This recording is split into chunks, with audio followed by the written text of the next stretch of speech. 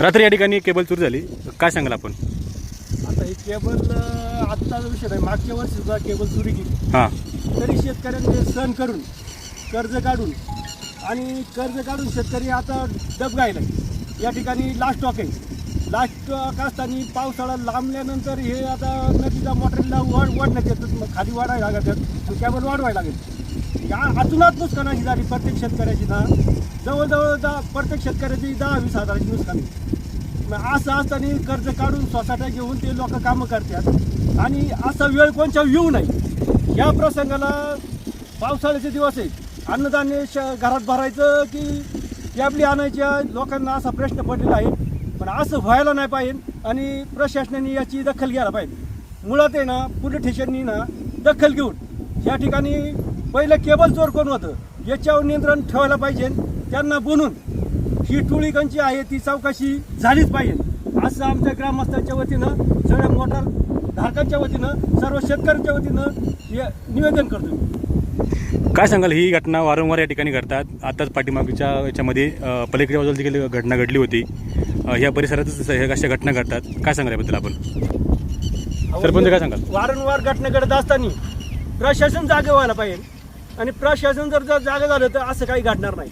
आणि याला मुळात आहे ना, प्रशासन दखल घेतली पाहिजे. याला CCTV कॅमेऱ्याची गरज आहे आणि शेतकरी वाचला पाहिजे. शेतकरी सगळ्या समाजाला सांभाळणारा शेतकरी आहे, पण शेतकरी नाही वाचला, त्याची अशी नुकसान झाली तर शेतकरी काय करणार मला सांगा.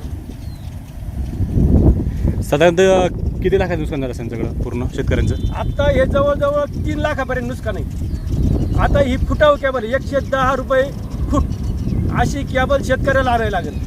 आता त्याचं जर कंबाल्ड मोडलेलं असेल तर आणणार कुठून, हा प्रश्न समस्या निर्माण झालेली आहे. मागच्या वेळी जी घटना झाली होती त्याचा काय तपास झाला, काय झालं त्याच्या पुढे काय? मागच्या वर्षी आम्ही जी घटना झाली ते शेतकऱ्यांनी सहन केलं. शेतकरी म्हणले आता हे परत होणार नाही, पण ही वारंवार व्हायला लागल्यावर शेतकरी कवर सहन करणार ना. काय अल्युमिनियमच्या कापली नाही, कॉपरच्या कापून नेते. अल्युमिनियमच्या नाडा तसाच आहे, 10 फुटा कॉपरच्या 10 फूट कापून नेते. जागेवर कॉपर काढून घेते, प्लास्टिकच्या ठेवते. ती तुळी पुढे ती तुळी पकडायला पाहिजे. पोलिसांना हे निवेदन आहे आमचं. याचा शोध लागायलाच पाहिजे.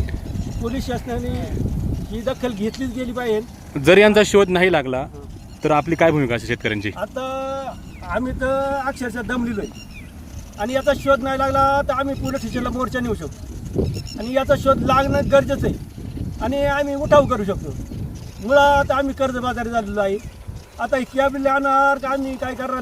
बिलं तर नाही यावर्षी माफ आहे, शेतकऱ्याला सवलत दिली, पण तरी पण शेतकऱ्याचं कंपाऊंड मोडलेलं आहे. शेतकऱ्याचा माल वेळेत पिकत नाही, त्याला बीज भांडवल लागतं, सगळं करावं लागतं ना. हा शेतकरी दमलेला माणूस आहे.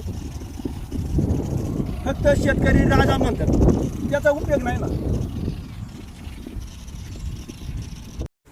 ह्या ठिकाणी कशा प्रकारे हे कॅबली तोडल्यात हे बघा.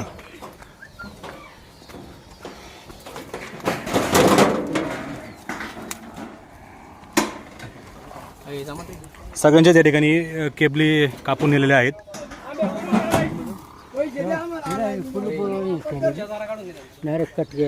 हे बघा, कुलूप डायरेक्ट कट केलेलं आहे. खूप मोठी चोरी आहे.